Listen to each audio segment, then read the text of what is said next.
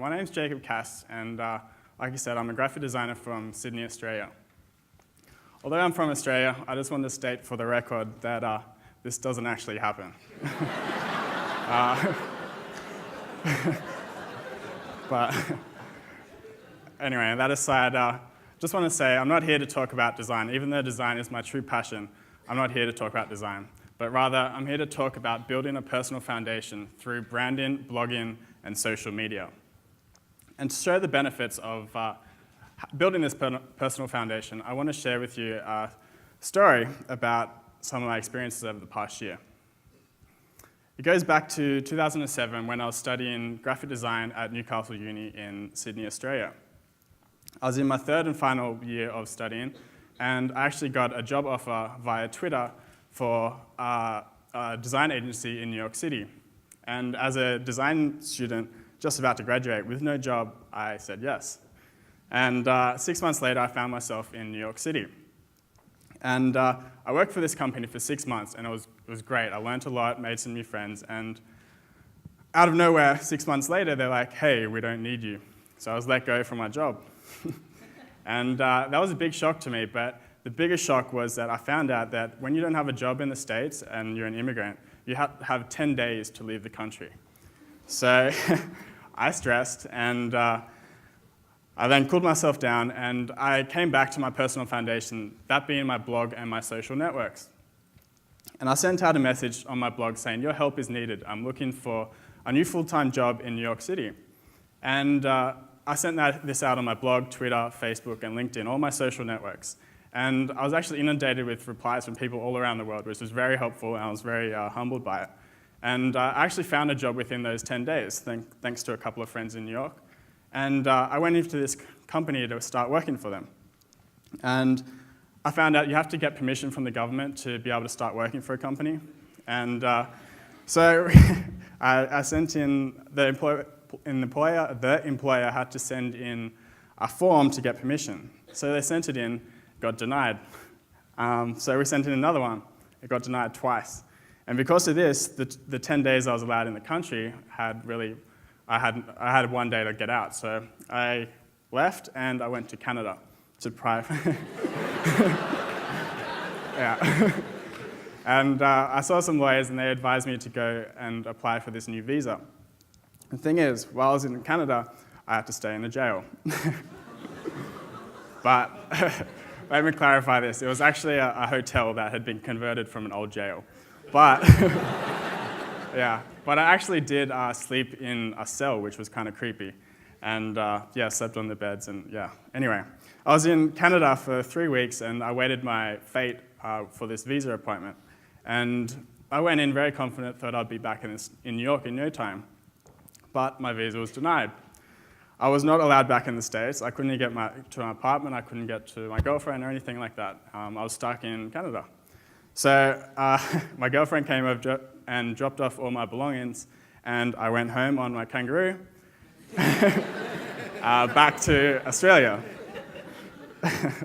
So yeah, I was back in Australia, and I was very determined to come back to New York. I love New York City, and it's a great place to be, and my apartment and my life was there. So I was extremely determined to get back.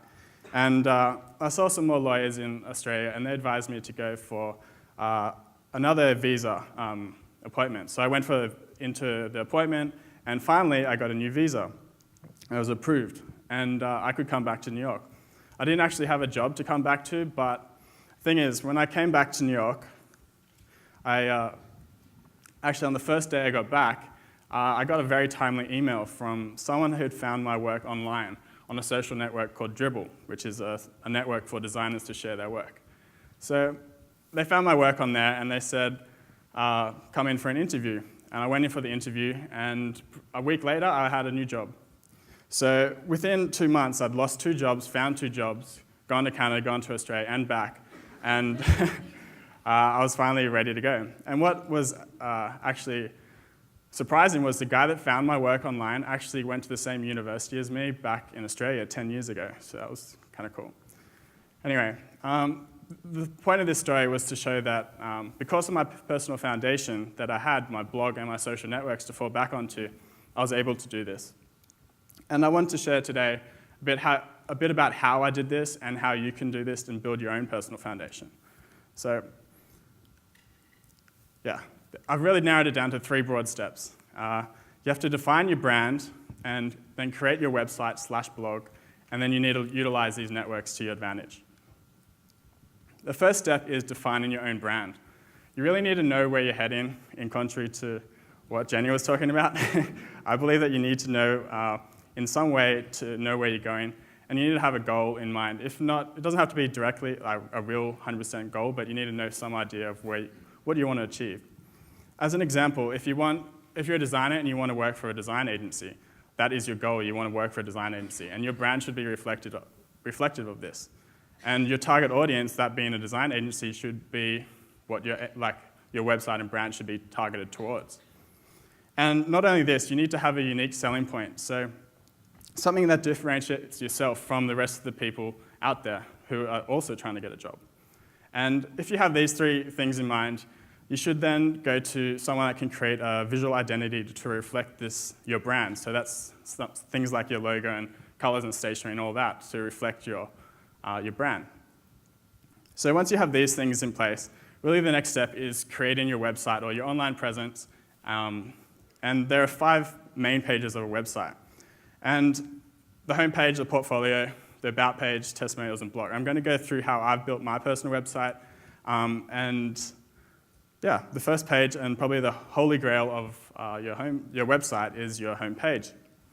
You'll notice my corny photo of me doing this. I actually use this across all of my branding. So I use this picture on all my profiles, from Twitter to Facebook, even on the brochures you see today. And this is to ensure brand consistency. People can recognize this photo and see that as me, the same person. So they put the face to the name. That aside, you'll also notice the navigation. At the top, there's links to the About, Testimonials, Hire page, and all that, and it's also on the left-hand side of the page. I personally have it linked here twice so people are forced, well, not forced, but they're generally guided on where to go on the website. And that's probably not going to work for everyone, but it works in the layout of this particular website. Also, down the middle of the page, you'll notice my blog. I have a large space dedicated to my blog articles. And about once a week, I write a blog article, and it comes up here. And on the right-hand side, you'll see the recent articles that's listed there. This is consistent across all pages on my website, so people can see that I update the site on a consistent basis. Above that, you'll see the Get Free Updates section. Basically, this is the area that people can choose to connect with me. So I offer them a number of options to connect with me. They can subscribe by email, they can subscribe by RSS, Twitter or Facebook, or a number of them. The reason I have all these methods is so people can choose how they connect with me. Not everyone knows what RSS is or uses Twitter, so it's good to spread yourself over a couple of networks. Moving on from the home page is the portfolio page. This is a page where you can really show what you're all about and what your work is about. So on this portfolio page, you can see little thumbnails of my work. You can click that and it will come up larger. If you're not a visual designer, you could have other snippets of your work or whatever it is. A good way to go into more depth is to have case studies on your website. Up here is a case study for a brand I did for Fatushi, which is a custom windows and doors company. And in this case study, I actually go through, go behind the scenes and tell people how I actually came about making this brand. So I talk about the research, the concepts, brainstorming, and the execution as well. So this is a good way to show potential clients like how much work actually goes into your work. So that's case studies. The About page is a place to tell people what you're about, strangely enough. Anyway, the About page, this is a bit different up here, but I've listed it to show the length of my About page. I personally use it as a selling point on my page. People can read about me, see the awards I've won, interviews I've been in, places I've spoke at. It's a really good way to show people what you're about and who you are. And you also notice I have other photos up here. This really shows that I'm just a one-man person. I'm not a big company. You're going to work with me directly. And this is one of my unique selling points, that I'm a sole freelancer and that you're hiring me directly. Another important page to have is the testimonials page. This is a page that you can show what past clients have said about your working with you. So some of the tips that I have for testimonials page is including a photo with the quote, because if you have a photo, it will show that there's actually a person behind the quote, and it gives more validity to the quote. Another tip is add in a link to their website to show that it's a real person. So that's the testimonials page. My favorite page or section of the site is the blog. And there are a number of reasons to blog, and that's really to give voice to your brand and yourself. And it's a good place as a platform it's a good place to discuss things with other people as well, and you can learn a lot from it. And some people ask, what can I blog about? And to be honest, you can blog about anything. But my tip to you would be to make sure you're passionate about it, because otherwise you'll get very bored. Anyway. After you've defined your brand and created your website/blog, you should utilize these networks, including your own blog, which is your own network, and other networks such as Twitter, Facebook, LinkedIn, and so forth. They're the main social networks out there. There's a lot more, but there's meant to be a couple more tips on here, but anyway. Before I launch into each social profile, I wanted to provide some tips on how you can communicate across all these platforms. And one main tip is being genuine. You should be yourself. Don't bullshit, I guess. Just be yourself and have fun, show your personality, and this will make you have fun and you'll enjoy it. Providing value is another tip. You should provide value by sharing links and sharing your knowledge with other people, giving advice to them. And by providing value to people, they'll appreciate this, and they'll pass on your links that you share and advice, and then you'll be seen as like a leader as well. And when you're building up your followers, such as on Twitter and Facebook and all that, you should really be building a culture, not just building numbers. And what I mean by that is creating like a tribe, as Seth Godin puts it. And creating a tribe is really putting you in a position to lead and allows other people to become leaders as well. And people will actually want to listen to you rather than just you being there. Another tip I have, which isn't on the screen, is building relationships. You should form relationships with people and help others. If you form relationships, you'll actually connect with them, and they'll want to connect with you as well. And by helping them, they'll help you as well. So what goes around really comes around, especially in the social online space. So, yeah. This is my Twitter page, and as you'll see my photo there again. My Twitter is on my profile, and Twitter is a really quick, easy way to share updates. What's up here? So you can show a bit about yourself, and you can also relate to your industry. I tweet about design a lot because I'm a designer, and a lot of other designers follow me because I tweet about valuable resources online about design. And by doing this, you get like a following, and people will want to follow you because you're providing value. So that's the Twitter page. And I've actually set up my blog. So every time I write a blog post, it goes to my Twitter page automatically. And I've set up my Twitter page to automatically go to my Facebook and also my LinkedIn account. So basically, I write a blog post, it's automatically sent out to Twitter, it's sent out to LinkedIn, it's sent out to Facebook, all in one click of a button. So you're sending out literally a post to hundreds of thousands of people with one click of a button. It's very useful to do, and that's why I love Twitter. And you can get that snowball effect happening by one person clicking retweet, and it goes on to the next person.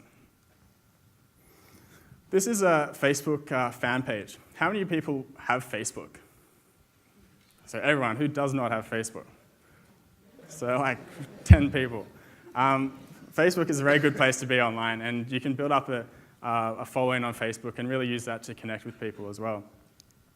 So this is my fan page for my blog. So people can go on here and really read what I've written on my blog. Another LinkedIn is kind of the professional social network. It's the place to have your profile. It's like your CV online, but it's not like MySpace. This is probably the very other end of MySpace. It's the professional area, and you should really fill out your profile here. Just telling people what you've done and where you've worked, and it's a great way to really communicate about what you've done in the past. So this is just a quick snippet of what is possible with your social networks. And hopefully from today you can see that you can build your own personal foundation. And you can do this by defining your brand, creating your own website or blog, and then utilizing these networks to build a foundation. And hopefully with a bit of luck and research, you too can have a personal foundation to fall back onto when you get kicked out of the country. Thank you.